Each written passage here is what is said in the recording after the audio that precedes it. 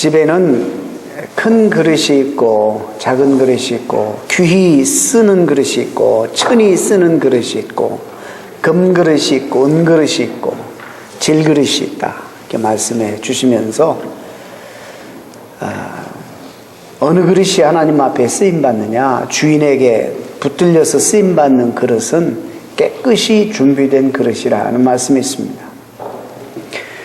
우리는 지난 몇 주 사도행전 9장 사도 바울의 회심에 대한 말씀을 우리가 함께 묵상하면서 그가 회심이 얼마나 정말 바른 회심인가, true transformation인가를 우리가 지금 점검하고 묵상하고 있는 가운데, 지난 주간에 이어서 오늘은 9장 15절 말씀, 16절 말씀을 중심으로 우리가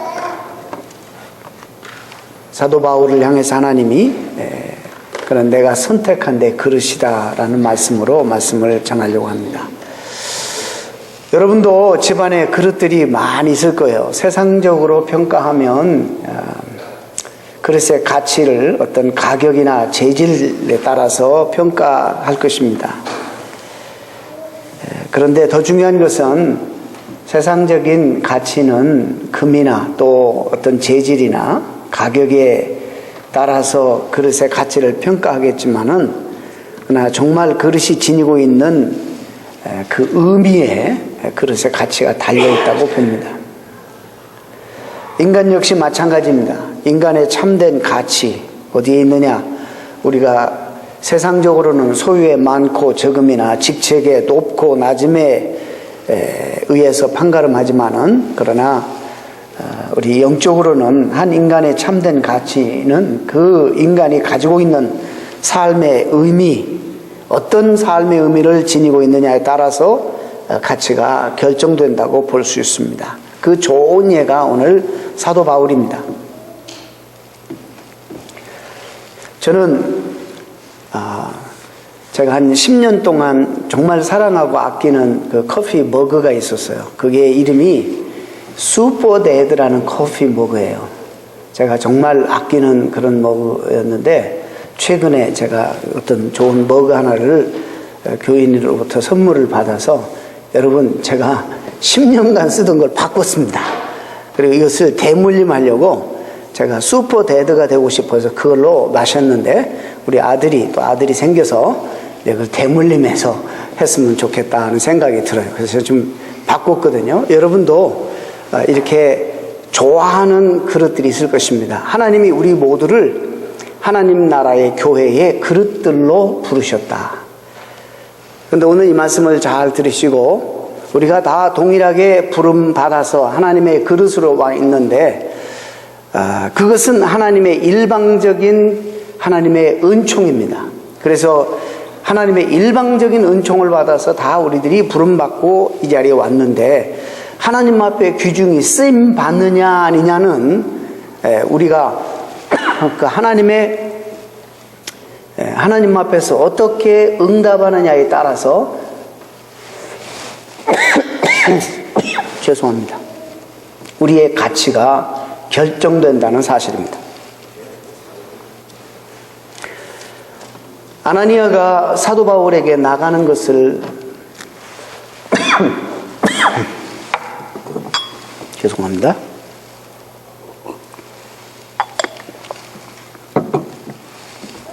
거절하자 하나님께서 이제 지난 시간에 기도하고 있다, 그 말씀을 주셨고, 오늘 말씀에는 그가 내가 선택한 그릇이니까 가거라, 그렇게 말씀합니다.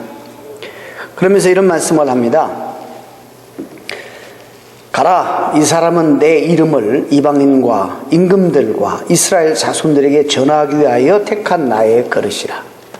이 말씀을 잘 이렇게 풀어 해석해 보면, 이방인뿐만 아니라 유대인뿐만 아니라 남자뿐만 아니라 여자뿐만 아니라 지위가 높은 사람 아래 모든 사람들에게 그리스도의 이름을 증거하기 위해서 부름받은 내 그릇이다. 근데 이 그릇이라는 여기에서 의미는 상당히 굉장히 중요한 의미가 있습니다. 이미 12 사도가 버젓이 있습니다. 여러분, 사도행전 1장에 그 12사도를 채우기 위해서 예수님을 배반하고 떠난 가룟 유다 대신해서 마띠아를 선출하는 그런 장면이 나옵니다. 그런데 그들이 버젓이 살아가고 있는데 예수님께서는 한 사람을 준비해서 강권적으로 그 사람을 불러서 사도로 부르시는 이 장면이 오늘 본문입니다. 왜 그럴까? 주님과 함께 3년이나 동고동락하고 또 마지막까지 승천하는 그날까지 주님 앞에서 모든 메시지를 듣고 당부를 받았던 사도 바울, 아니 예수님의 사도들, 무슨 말씀을 당부받았습니까? 하늘과 땅의 모든 권세를 내가 받았으니 그러므로 너희는 가서 모든 족속으로 하여금 제자를 삼아라. 내가 너희에게 분부한 모든 것을 가리켜라. 아버지와 아들과 성령의 이름으로 그들을 세례를 줘라. 그래서 제자를 삼아라 당부했습니다. 천하 만민에게 가서 복음을 전하라. 그리고 세례를 줘라. 복음을 듣고 세례 받는 자는 구원을 얻겠지만 그러나 세례 받지 않고 복음 받지 않는 자들은 정죄를 받으리라. 오직 성령이 너희에게 임하면 너희가 권능을 받게 될 것이고 예루살렘과 온 유대와 사마리아와 땅끝까지 이르러 내 증인이 될 것이다. 주님 마지막 당부의 말씀입니다. 근데 지금 사도 바울을 부르시고 난 다음에 아나니에게 하신 말씀이 그는 바로 이 지금까지 하셨던 주님의 마지막 명령을 수행할 나의 그릇이라, 동일한 말씀을 하고 계시는 것입니다. 왜 그들이 버젓이 살아있는데 사도 바울을 또 구태여 불러서 그 사도의 반열에 세워서 그 일을 감당하게 하시는 건가? 왜 그럴까요? 우리가 지금까지 사도행전을 살펴보면서 이 그들이 받은 이 복음은 우주적인 복음인데 이 12사도는 아직도 예루살렘을 벗어나지 못하고 있는 것입니다. 아직도 주님의 당부를 받고 있는데 지금 사도 바울이 출연한 이 당시 사도행전 9장 1장에서 9장까지는 한 4년이라는 세월이 흘렀는데 아직도 이 사도들은 예루살렘 밖에 그 범주를 벗어나지 못하고 그들이 가지고 있는 복음을 예루살렘 안에서만 그 유대인들 중심으로 복음을 전하고 있는 그 현실 속에 주님께서는 부득이하게 또 예비한 하나님의 종 사도 바울을 부르시는 것입니다. 그들이 겨우 예루살렘 밖에 한번 나온 적이 있는데 그것도 그들이 자발적으로 나온 게 아니라 우리가 잘 아는 대로 빌립이라는 집사님이 사마리아 성에 가서 복음을 증거해서 이 복음의 놀라운 역사가 일어나니까 그 소식이 예루살렘의 사도들에게 들림으로 사도들이 그러한가 하여서 자원해서 가는 것이 아니라 조사하기 위해서 12명도 아닌 2명 베드로와 요한이 사마리아 성에 가서 그거 확인하고 그 다음에 다시 예루살렘으로 되돌아갑니다. 지금 아직까지 예루살렘이라는 벽, 유대인이라는 이 장벽에 벗어나지 못하는 그런 그들의 한계, 그들이 가지고 있었던 고정관념, 깨지 못하는 그런 고정관념, 이런 상황 속에 주님께서는 사도 바울이라는 사람을 부르십니다.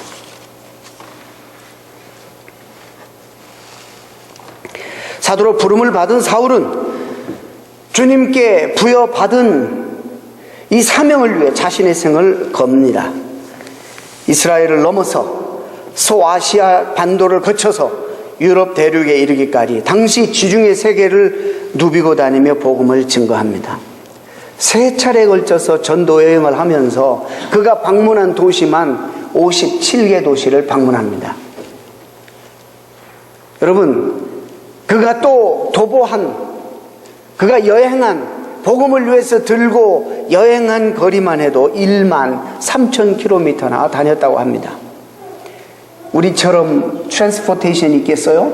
다 걸어서, 아니면 나귀를 타고, 아니면 어떤 때는 정확하게 안 나오니까 어느 부자를 만나서 낙타를 대여해줘서 낙타를 타고, 아니면 나귀를 타고, 아니면 걸어서 1만 3천 킬로나 되는 지중해 연안을 샅샅이 돌아다니면서 복음을 전하는 그런 헌신을 하나님 앞에 드립니다. 결국에는 당시 로마 제국의 심장이던 로마에까지 가서 복음을 전하고 생을 마감하는 것을 우리가 보게 됩니다. 사울이야말로 진정한 사도였습니다.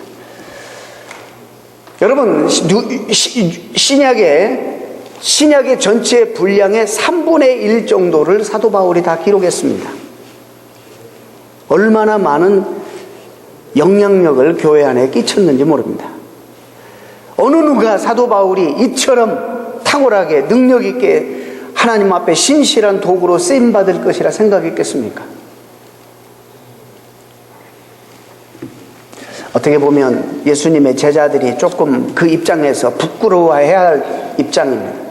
사도의 대단히 중요한 사명은, 사도는 부르심을 받은 자, 보내심을 받은 자, 부르셔서 보내심을 받은 자라는, 아포스톨로스라는 뜻이 그런 뜻입니다. 그래서 하나님의 교회의 초석이 되고, 그들이 하나님에 의해서 부름받아 보냄을 받은 자들로서 그들이 가장 중요한 사명 중에 하나가 성경을 쓰는 겁니다. 예수 그리스도의 사역을 눈으로 직접 봤던 아이 위트니스들이기 때문에 성경을 기록해서 완성하는 것입니다. 초대교회에 얼마나 사도 바울의 글이 임팩트를 주었냐면, 어떤 말세온이라는 그런 이단 종파도 생겼어요. 차라리 복음서를 제쳐버리고 사도 바울 복음만, 사도 바울이 쓴 것만을 우리가 성경 정경으로 채택하자 하는 이단까지 생길 정도로 강력한 영향력을 끼쳤습니다. 12명의 사도, 그 입장에서는 사실상 조금 부끄러운 얘기일 것입니다. 여기서 대단히 중요한 영적인 원리 하나를 발견하게 되는데, 다 같이 하나님 앞에 동시대에 그릇으로 부름을 받았는데 그들이 어떻게 이 부름에 대해서 응답하느냐에 따라서 하나님 앞에 귀하게 쓰임받은 사람도 있고 또 덜 귀하게 쓰임받은 사람도 있다는 것입니다. 우리 시대 동시대에 같은 환경 속에서 하나님 앞에 주님의 몸된 교회와 하나님 나라를 위해서 그릇으로 우리가 부름을 받았는데, 우리가 어떻게 하나님 앞에 우리 삶을 가지고 응답하느냐에 따라서 하나님 앞에 귀중히 쓰임받는 그릇도 있을 수 있고, 우리 가운데 덜 귀중히 쓰임받는 그릇들도 얼마든지 있을 수 있다는 것입니다. 그것은 우리가 어떻게 매일매일 삶 속에서 하나님 앞에 응답하느냐에 따라서 달라진다는 것입니다. 구약에 오늘 본문에 나온 사울이라는 사람과 동일한 인물, 동일한 이름이 하나 나타납니다. 사무엘상에 나타나는 인물, 사울왕, 이스라엘 초대왕, 하나님으로부터 그 시대의 민족의 지도자로, 왕으로 정말 엄청난 축복과 기회를 물려받은 사람입니다. 하나님의 그릇으로 그 당시에 선택됐습니다. 그런데 그는 권력의 눈이 어두워서 평생 시기하고 질투하고 그 권력을 자기가 스스로 지키려고 애쓰는 바람에 비참한 인생을 그가 보냅니다. 또 사무엘에 보면은 엘리 제사장, 영적인 지도자로 당시에 하나님에 의해서 그릇으로 쓰임을 받을 수 있도록 부름을 받았는데, 영적인 눈이 어두워서 오히려 그 자리에 앉아서 사리사욕을 취하고 자기 육신의 영달이나 꾀하고 이렇게 되니까 얼마나 영적으로 온 세상에 암담했습니까? 하나님께서는 안 되어서 그 사람을 제쳐버리고 사무엘이라는 어린 사람을 준비해서 그 자리를 대신합니다. 사울 왕을 제치고 다윗이라는 사람을 준비해서 그 자리를 대신하게 합니다. 그래서 그들은 하나님의 장중에서 하나님이 쓰시던 그릇이 되지 못하고, 비참하게 한 사람은 전쟁하다가 마지막에 자기가 스스로 죽일 수 없어서 일종의 자살이죠.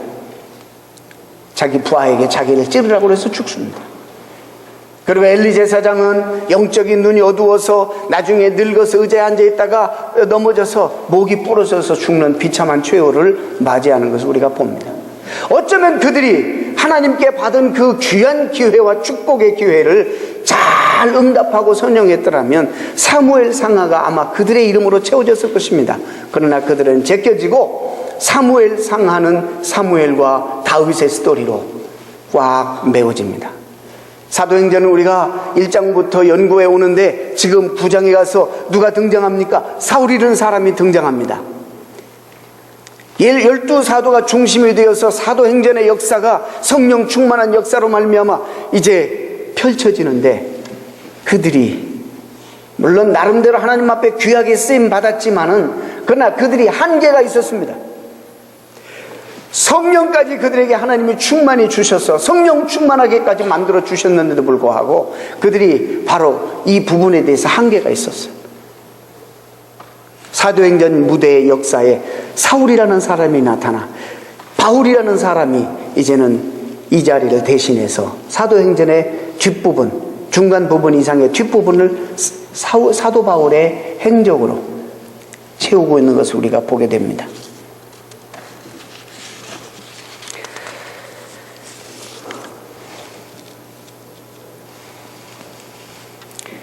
아까 말씀드린 것처럼 그릇에 참된 가치는 그 그릇이 지니고 있는, 담고 있고 품고 있는 여기에 따라서 가치와 의미가 달라진다 말씀드렸습니다. 주님께서 새롭게 택하신 사울이라는 이 사람, 단순한 또 한 명의 사도, 단순한 많은 사람들 가운데 또 한 사람의 증인을 훨씬 넘어서서 엄청난 이 부름에 대한 의미가 있습니다. 그는 나의 택한 그릇이라.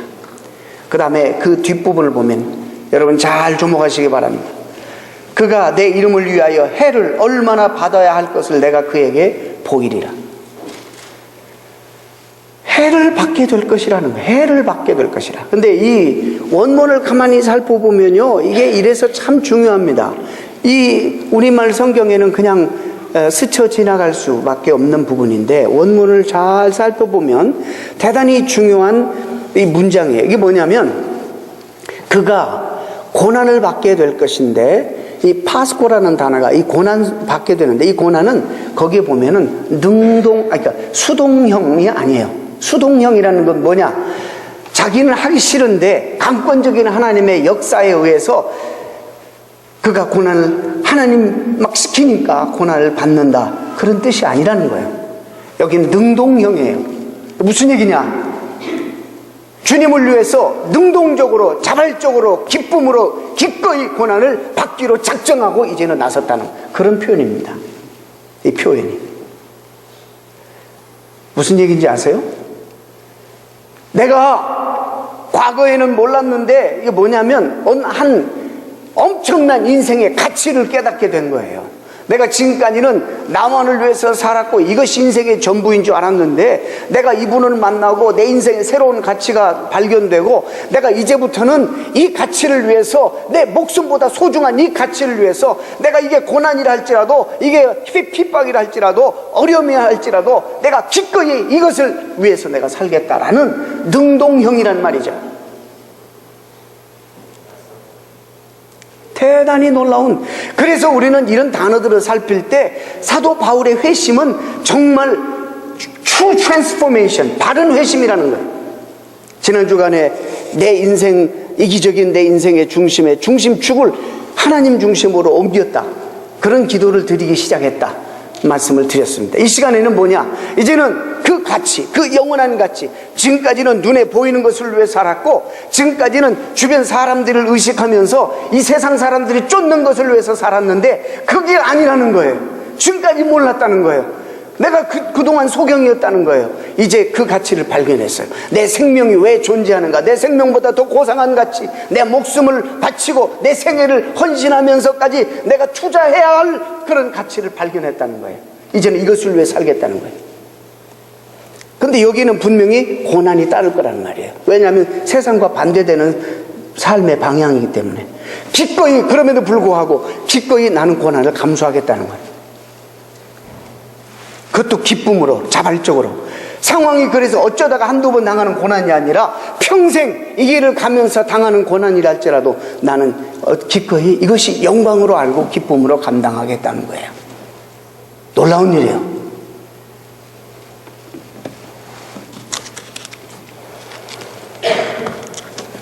내가 자발적으로 이 길을 선택했다는 말은 내가 자발적으로 그 길을 가지 않을 수도 있다는 거예요. 무슨 얘기인지 아시죠? 얼마든지 내가 자발적으로 그렇게 선택 안 할 수도 있는데도 불구하고 내가 이것을 자원했다는 거예요. 내가 이것을 굳게 결심했다는 거예요. 내가 이것이 어떤 삶이라 할지라도 나는 이 길을 기쁨으로, 영광으로 알고 가겠다는 거예요. 그러니 너 가서 일을 회복해라, 이렇게 아나니아에게 주님 말씀하시는 거예요. 어느 여인이 하나 있었어요. 그 여인이 꽤나 겁이 많고 자기를 잘 관리하는 여인이 시골길을 고르지 않은 시골길을 걷는데, 산길을 걷는데 좀 발을 헛디뎌 가지고 좀 넘어졌어요. 일어나더니 탈탈 털고 깨졌는지 스크래치 났는지 여기저기를 살펴보고 다리도 이렇게 해보고 뼈가 혹시 상하지 않았는지,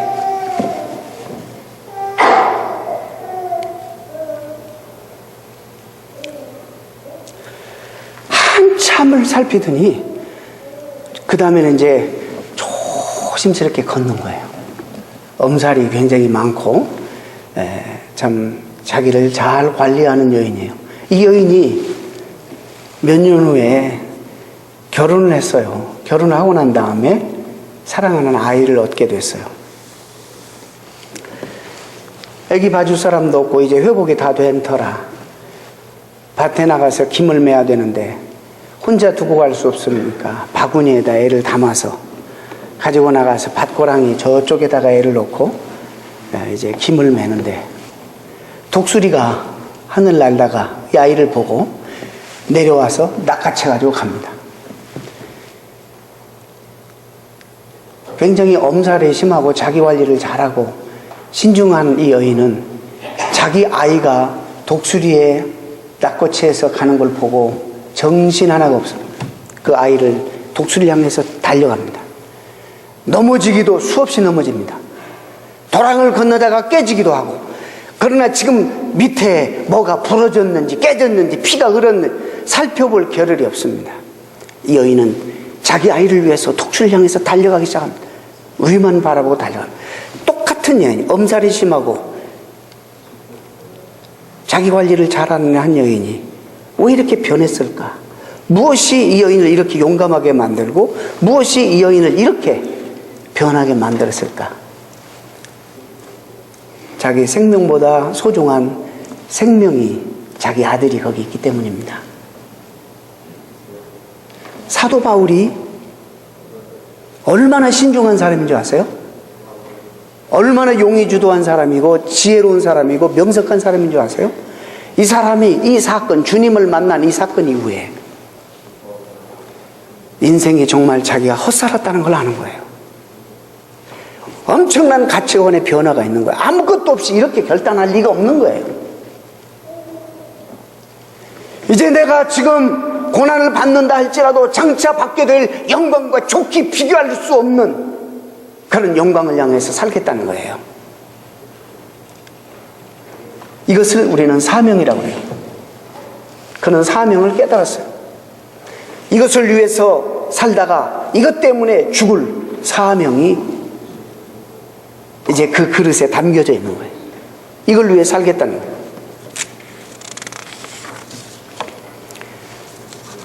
사도 바울이 3차 전도여행 마치고 예루살렘을 향하는데 이미 예루살렘에 도착하자마자 그가 결박해서 그를 이제는 죽일 것이라는 공모를 듣고 전에 듣고 또 성령께서 알려주셔서 사람들이 많이 말립니다. 돌아가지 말라고. 그럴 때 사도 바울이 가장 사랑하는 많은 교회들 가운데 특별히 에베소 장로들을 밀레도에 불러놓고 고별 설교를 합니다. 다시 이 땅에서 보지 못할 장로들을 향해서 고별 설교를 하는데 이렇게 말합니다. 오직 성령이 각 성에서 내게 증거하여 결박과 환난이 나를 기다린다 하시나 나의 달려갈 길과 주 예수께 받은 사명 곧 하나님의 은혜의 복음 증거하는 일을 마치려 하면은 내 생명을 조금도 귀한 것으로 여기지 아니하겠노라. 자기가 살아가야 되는 이유, 자기 생명보다 더 소중한 이유를 깨달았어요. 그게 사명이에요. 이렇게 고백해요. 우리는 사도 바울의 글을 읽으면서 가끔 갈등을 느끼고 고민하고 질문이 생겨요. 왜냐? 하나님이 선택하셨고 하나님을 위해서 주님을 위해서 사역하는 하나님의 종인데 왜 하나님은 사도 바울에게 이렇게 많은 고난을 끝까지 허락하시는가? 왜 이렇게 많은 고난을 끝까지 허락하시는가? 유대인들에게 40에 하나 감한매를 5번 맞았으며 3번 태장으로 맞고 1번 돌로 맞고 3번 파선하고 일주야를 깊은 바다에서 지냈으며 여러 번 여행하면서 강의 위험과 강도의 위험과 동족의 위험과 이방인의 위험과 시내의 위험과 광야의 위험과 바다의 위험과 거짓 형제 중에 위험을 당하고 수고하며 애쓰고 여러 번 자지 못하고 줄이고 목마르고 여러 번 굶고 춥고 헐벗어노라. 누구를 위해서? 주님을 위해서. 뭘 위해서? 복음을 위해서. 얼마나 힘들고 읽기만 읽어도 정말 너무 정말 안타깝잖아요. 이런 고난을 사도 바울은 어쩔 수 없이가 아니에요. 기쁨으로 기꺼이 감사함으로 기쁨으로 이것을 감당했다는 거예요. 왜 그랬을까?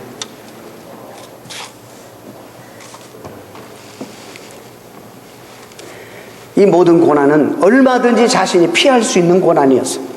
그러나 영원한 사랑과 생명을 주신 주님이 더 귀하기에, 잠시적인 삶보다 영원한 삶이 더 귀하기에, 보이는 것보다 보이지 않는 영원성이 더 귀하기에, 찰나보다 영원성이 더 귀하기에,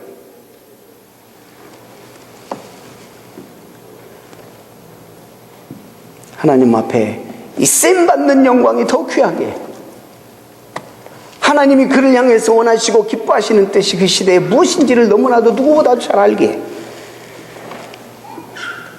그는 그렇게 기쁨으로 자발적으로 살았습니다. 우리 가운데 또 이런 질문이, 당사자에게 너무나 가혹한 처사가 아닌가? 하나님이 사랑이신데 너무나 그 사람에게 가혹한 처사가 아닙니까? 근데요, 잘 보세요. 그 다음 고난받다, 이 파스코라는 이 단어에 또 다른 의미가 있습니다. 오늘 여기 본문에 나오는 또 다른 의미가 뭐냐면 영향을 받다, 그리고 영향을 끼치다 라는 뜻. 무슨 얘기냐? 내가 주를 위해서, 그의 이름을 위하여 내가 고난받을 때 그만큼, 그 포션만큼 비례해서 하나님의 영향, 하나님의 능력이 그의 안에 머무른다. 그리고 그 영향을 가지고 주변에, 세상에 영향을 끼치는 사람이 되었다는 것.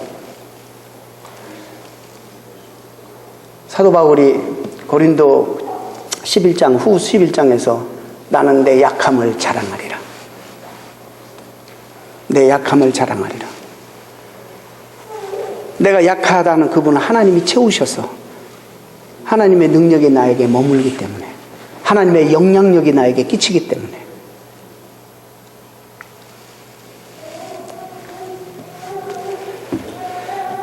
이 말을 좀 풀어보면 주님의 그릇으로 쓰임받기 위해 받는 고난이 커지면 커질수록 주님의 능력과 영향력은 비례해서 더 커진다는 말이에요.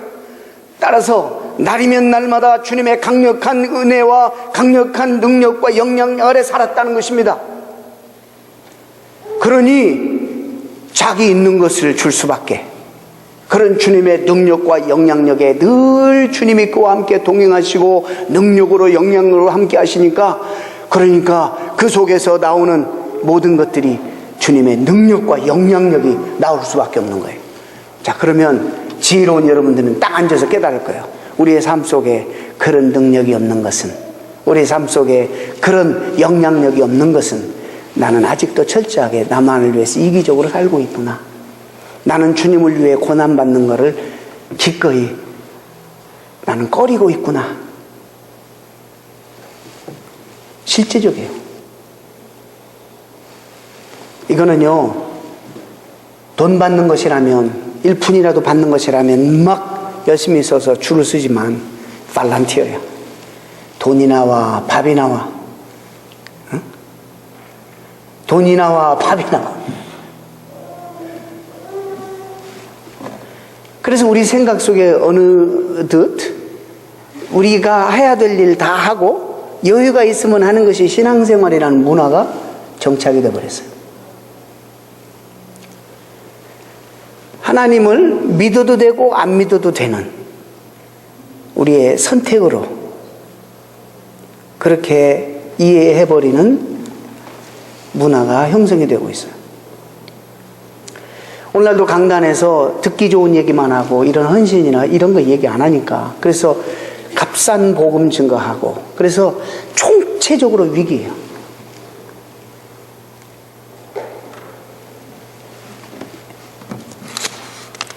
그의 생애와 삶을 보십시다. 일평생 주님을 위한 고난의 그릇으로 살다가 끝내는 여러분 참수형을 당합니다. 그렇게 해서 생애를 마칩니다. 그런 점으로 본다면 그는 세상적으로 실패자입니다. 그 인생은 죽음으로 다 끝나버렸어요. 죽음으로 끝나버렸기 때문에 사역도 끝나고 다 끝난 것입니다. 그런데 주님과 교회와 이 세상은 그를 어떻게 평가하고 있습니까? 그는 이 세상에서 누구보다도 가장 능력 있게 또 가장 많은 사람들의 영향을 끼치는 사람으로 한평생 살았습니다. 그가 죽은 지가 수천 년인데 2000년이 넘었는데 거의 다. 오늘날도 그의 영향력 안에 하나님의 교회가 그 시대보다 더 복음이 확장돼 전 세계에 복음이 편만히 펴져요. 오늘도 우리는 그를 닮고 싶어 하고 있지 않습니까? 아니 교회가 존재하는 한 이 땅에 그가 쓴 13권의 서신들은 성도들에게 읽혀질 것이고 사랑을 받게 될 것이고 많은 영향을 끼치게 될 것이 분명합니다. 기독교가 이 땅에 존재하는 한 그의 영향력은 영원히 지속될 것이고 더 커지고 확장될 것입니다. 그러고 보면 그가 평생 당한 것은 사도 바울은 이렇게 생각할 거예요. 하나님이 너무 심하게 자기한테 하나님의 심한 처사가 아닌가라는 생각보다는 나를 하나님의 엄청난 능력과 영향력 속에 살게 하셨고 세대를 지나도 영원토록 이 세상에 영향을 끼치는 사람으로 하나님 앞에 붙들려 쓰임받게 하셨으니 이건 하나님의 사랑의 배려요 축복이 아닐 수 없습니다 라고 사도 바울은 고백할 것입니다.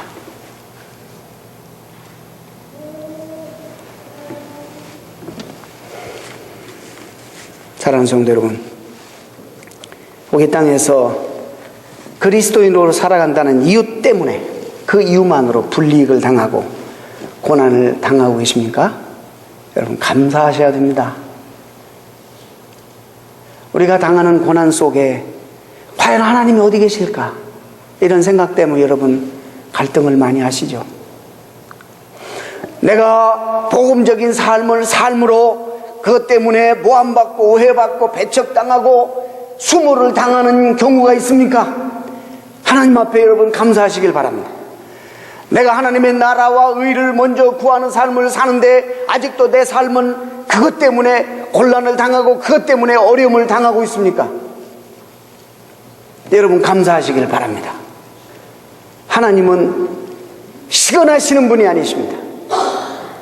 하신 말을 다시 되삼키고 아무에게 하지 않았다 그렇게 말씀하신 하나님 아닙니다. 우리가 하나님의 때를 기다리지 못해서 늘 불평하고 어려워하는 것이지, 주님께서 맡기신 일에 충성함으로 인해 까닭없이 고난을 당하고 계십니까? 경제적으로 육체적으로 슬퍼의 쓴잔을 여러분 경험하고 계십니까? 하나님 앞에 감사하시길 바랍니다. 우리가 당하는 그 고난으로 인해서, 제가 말씀드리는 고난은 내 성격이 모나서 내가 부족하여서 그래서 당하는 고난을 말하는 게 아니에요. 주님의 복음을 위해서, 하나님의 이름을 위해서, 주님 몸된 교회를 위해서 당하는 고난을 말하는 것입니다. 우리는 그런 고난을 위해서 주님의 능력과 영향력 안에 구체적으로 거하겠다는 사실을 우리가 알아야 됩니다. 그리고 나를 통해서 그 능력과 영향력을 어두운 주변과 병든 이들에게 이 땅에 발휘하고 있다는 사실도 우리가 알게 될 때, 내가 비록 가난한 자리에 있고 고난의 자리에 있어도 이것이 얼마나 우리에게 큰 위로가 되는지 몰라요. 얼마나 우리를 떳떳하게 만들고 당당하게 만드는지 몰라요. 세상은 어떻게 평가할지 몰라도 하나님은 우리를 그렇게 평가하시고 사용하고 계신다는 사실을 여러분 믿으시기를 바랍니다. 우리 모두는 이 시대에 주님의 그릇으로 선택된 하나님의 그릇들입니다. 땅끝까지 이르러 복음을 증거하라는 임무를 부여받은 자입니다. 우리가 땅끝 그러면 우리 머릿속에 자꾸 이런 생각을 해요. 아주 너무 추상적이에요. 저 어디 내가 갈 수도 없고 볼 수도 없는 평생 그런 미치지 못하는 미지의 땅일까? 보세요. 어떤 분이 이렇게 표현했어요. 너무 좋은 표현이에요. 자, 제가 이 길로 한 길로 계속 가게 되면 어떻게 되는지 아세요? 지구는 동그니까 어떻게 돼요? 에? 다시 이 자리에 와요. 믿습니까? 아닌가? 네. 땅끝은 어디부터? 내가 서 있는 바로 현장으로부터 시작되는 거예요. 아시겠어요? 미지의 세계 생각할 것이 아니라 내가 지금 서 있는 내 삶의 현장, 내 주변, 여기가 땅끝이에요. 내가 여기서 오늘 복음적인 삶을 살지 못하면 저 지구 끝에서 절대 살 수가 없다는 거예요.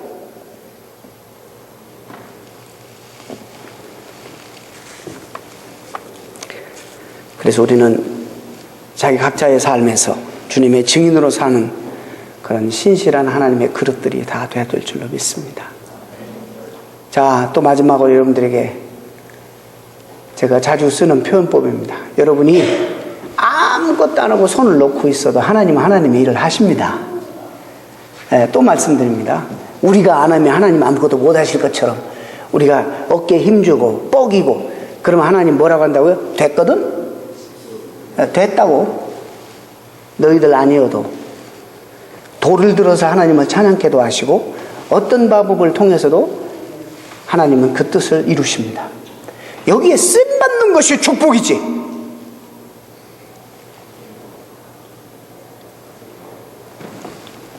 내가 아니면 아무것도 안 되는 것처럼 생각하는 이런 생각은 하나님 앞에 옳지 않고, 내가 고난당해도 바울처럼 힘들어도 주님 앞에 쓰임받았다는 사실, 쓰임받고 있다는 사실 때문에 감사하고 감격하고 고마워서 하나님 앞에 감사하며 살아야 돼. 한 가정이 온전히 쓰려면 그 가정을 위해서 희생하는 사람이 있어야 돼요. 고난당하는 사람이 있어야지 온 가정이 써요. 그러지 않습니까? 모든 관계도, 부부 관계도 한 사람이 희생해야지, 고난받아야지 관계가 아름답게 되는 거예요. 우리 모두가 다 이기적인 생각을 가지고 나만을 생각하면 절대로 가정도, 관계도, 공동체도 잘 될 수가 없습니다. 여러분, 하나님 앞에 기도하시죠. 이 교회 부흥을 위해서. 우리 이 시대에 하나님 앞에 정말 쓰임받는 교회 되기 위해서. 그러면요, 여러분 간단합니다. 교회 위해서 희생하십시오. 주님을 위해서, 이 교회를 위해서 여러분 희생하셔야 돼요. 고난받아야 돼요. 불평할 것이 아니에요. 제가 이번 주간만 두 여성도에게 이런 얘기를 들었어요. 이 얘기 막 하다가 다 핑계죠 뭐. 감사합니다. 그렇게 얘기해 주셔서 맞습니다. 우리가 할 수 없다고 말하는 것은 핑계입니다. 주님이 우리에게 더 소중하고 더 귀한 분이고 절대적인 분이라면 우리 그럴 수 없는 거예요. 주님이 여러분을 사랑하십니다. 주님은 이 시대 여러분을 그릇으로 부르시고 사용하시길 원하십니다. 여러분 주님 앞에 어떻게 하시겠어요? 기도하시겠습니다. 하나님 우리 아버지, 우리에게